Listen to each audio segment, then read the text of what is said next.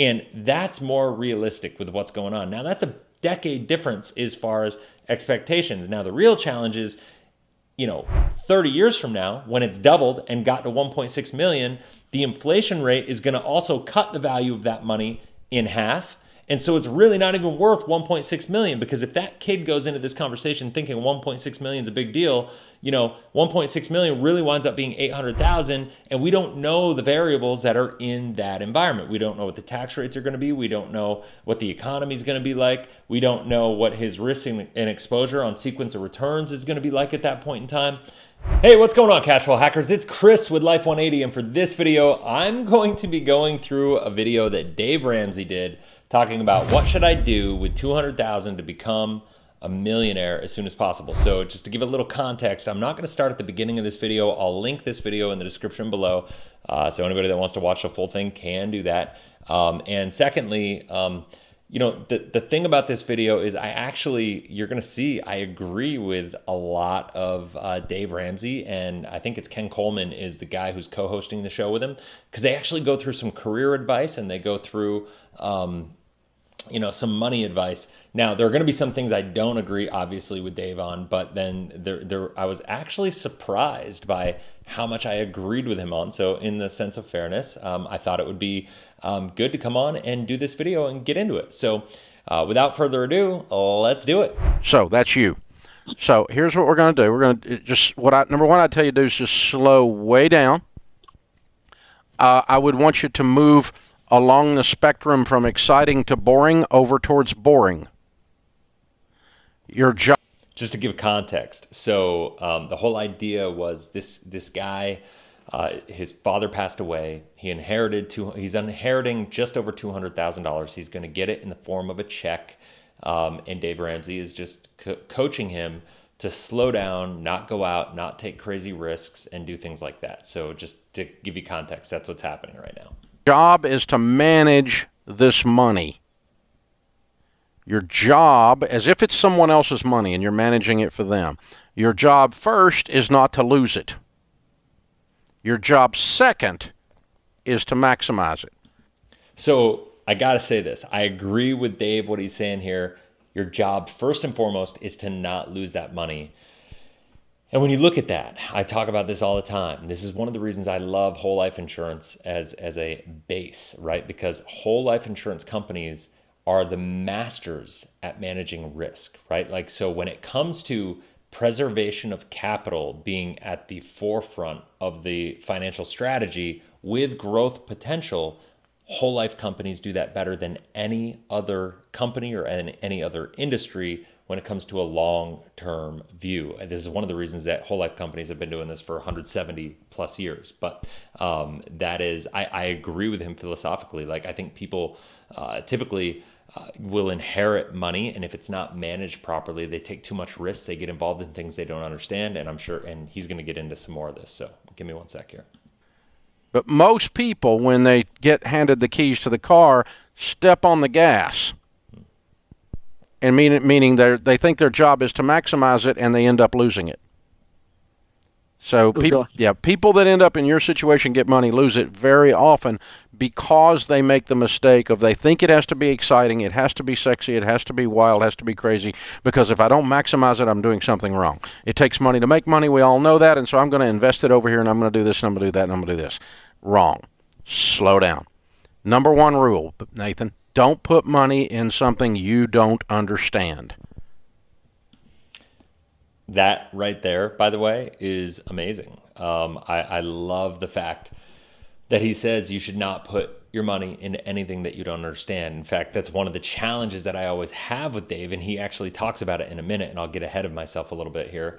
But he suggests, and they actually have a couple suggestions that I actually really like that you're going to hear. But one of the suggestions that he gives that I don't like is he just says, put your money in a mutual fund. Well, how much does this guy really understand about mutual funds and how they work? And Dave gives this insane expectation of getting a 10% annualized return inside of a mutual fund, which this kid is 25 years old right now. So getting a 10% year over year return in a mutual fund after fees, after everything, is just irresponsible, because like, so this is an area that I have a challenge with, right? And so giving that advice is dangerous. It's irresponsible. It's malpractice, in my opinion.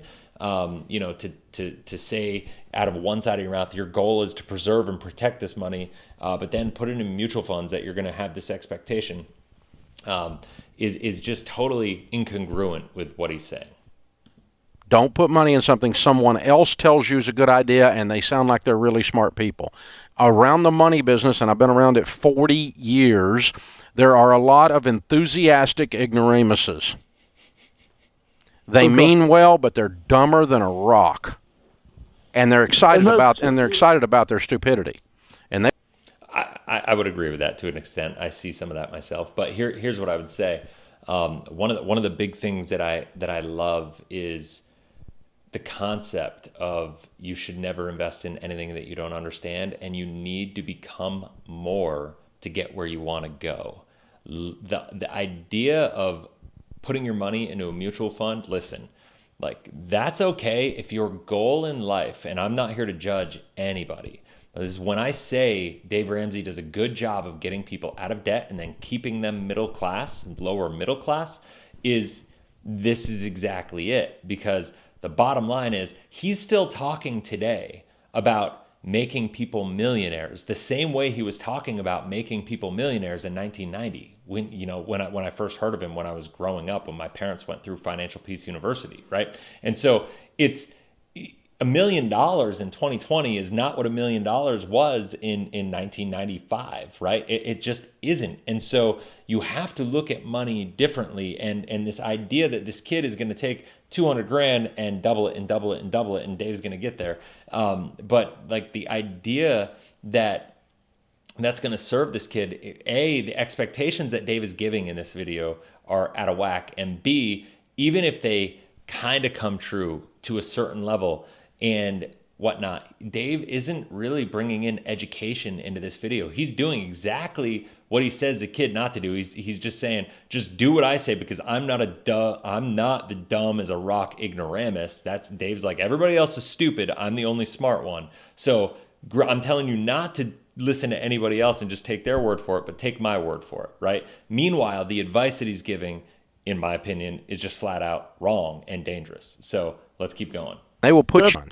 This is it. And if it made 10% rate of return on average, in 7 years it would double. You would have. This is what I'm talking about. Like, this is the part he's going off the rails. I've actually agreed with most of what he said to this point in time. So I'm sorry I got ahead of myself, because I knew what was coming, because I've watched this a couple times already. I knew this was coming, and this idea of telling him, if you could average 10% in a mutual fund after fees, I got news for you. This does not happen. And so for him to be able to say that, like I said, if Dave were licensed and giving this advice and having people base their plans and expectations and their financial portfolio around a 10% expected average return long term, he would literally get sued. It would be that bad. And so it's just mind-blowing to me that he's allowed to get away with this. 400. And you would be, what, 29 years old, right? No, how you say you're 25? 25, yeah. Yeah, okay. So you'd be 32 years old. In 7 more years, it would double again, and it'd be 800,000. And in 7 more years, it would double again, and it'd be $1.6 million. And that is a boring, never touch it investment program. You're probably not going to do exactly that, but I want a little of that in the formula here, my brother. Okay. Where you go have a life and you pretend you don't have this money and you let it grow and double and grow and double and grow and double. And so here, my last piece of instruction before Ken helps you on the career side is I want you to go to Dave Ramsey to RamseySolutions.com and click on Smart. All right, so here's the deal. When we look at that advice from Dave, like I said, I don't disagree with all of it. I do think the expectations are out of whack. But when I look at a kid like this, when you look at his situation, he's got $35,000 a year of income. He's 25.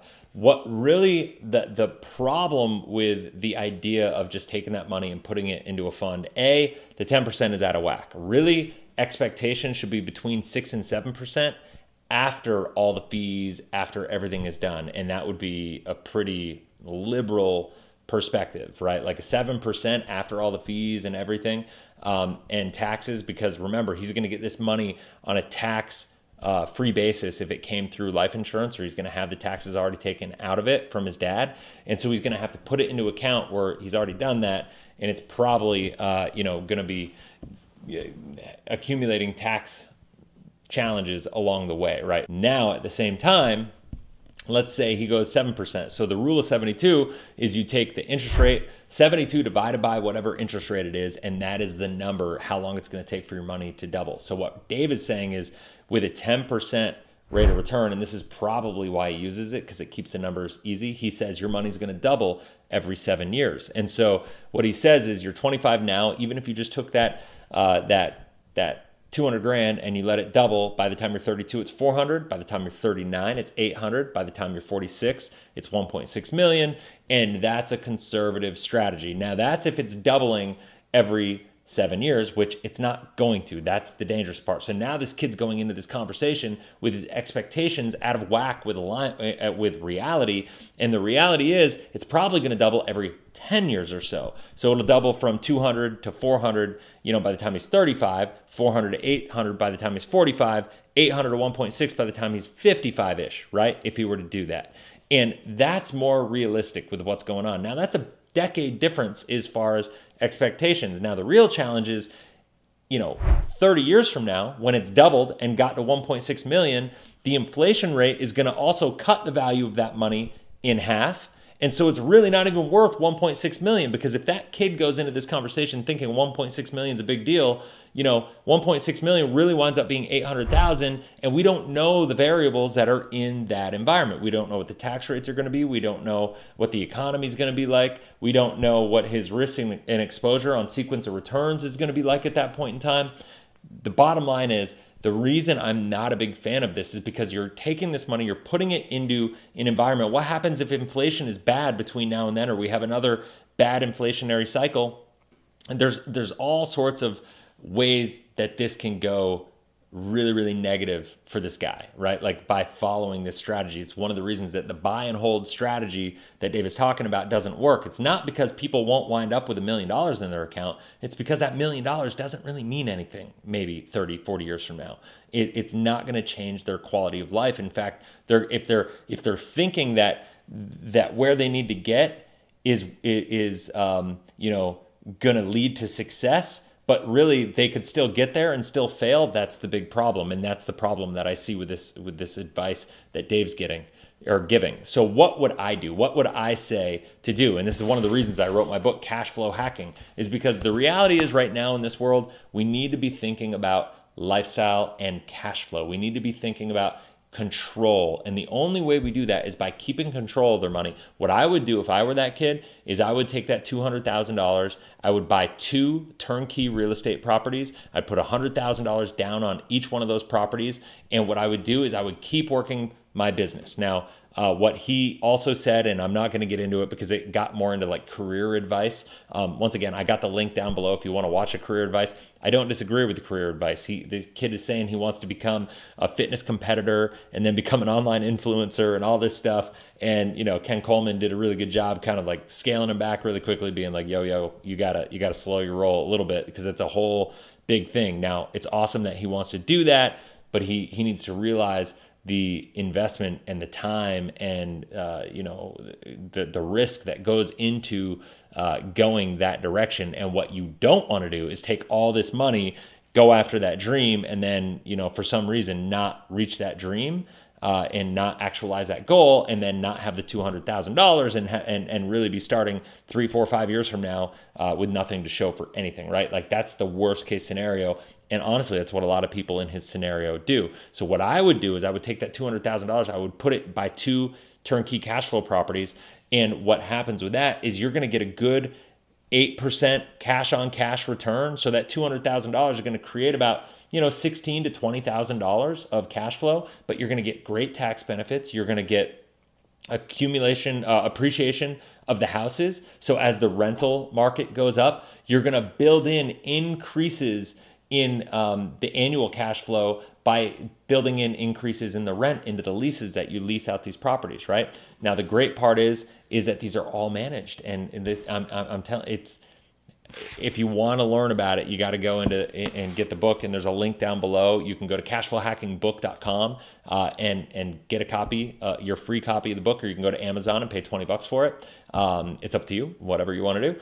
But the bottom line is that if you want to get where you want to go faster, this kid is living on $35,000 a year. For him to take that $200,000, it would literally take him 5 to 7 years to replace his income and create enough passive income with more predictability, with more security, with more opportunity attached to it, with more lifestyle attached to it, with all this stuff. And it's not some crazy, outlandish, cockamamie scheme that Dave Ramsey is always talking about. This is stuff that the most successful people in the world have been doing and investing in for like as long as the stock markets have been around. People have been doing this since before the stock markets even existed. Real estate is like the most, 90% of millionaires are invested in real estate. That's a fact. And so when you look at the facts and when you look at the moving parts, I just look at it and I go,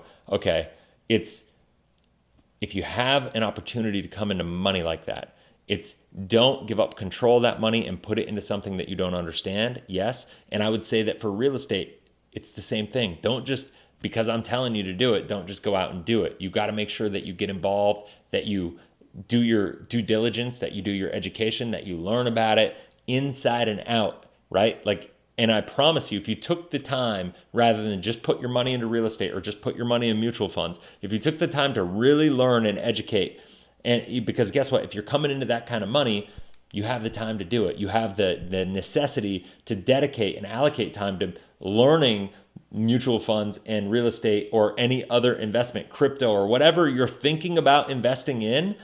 You should do your due diligence on that and dedicate that time, because it's going to be a life-changing decision for you. So I promise that if you go through that process, life insurance is going to come out on top of a mutual fund 100% of the time. So anyway, I hope you found value in that video. I know it's just perspective. Once again, I agreed with more of the stuff that he said in that video than I didn't. It was just a couple little expectation management things for him that I just really disagreed with. And I'm not a big fan of the mutual funds. I would go real estate every time. Not to say that mutual funds couldn't work in this scenario if the kid just wanted to go the ignorant route and not have any involvement with his own success. It's just, if he's going to do that, lower the expectations a little bit and get in alignment with reality. And so that's that. So if you found value in this, please hit that subscribe button, click the bell, that way you get notified every time I launch a new video. And as always, if you have any comments, leave them in the comment section below. I do my best to engage with every single one. Till next video, have a blessed, inspirational day. We'll talk soon. See ya.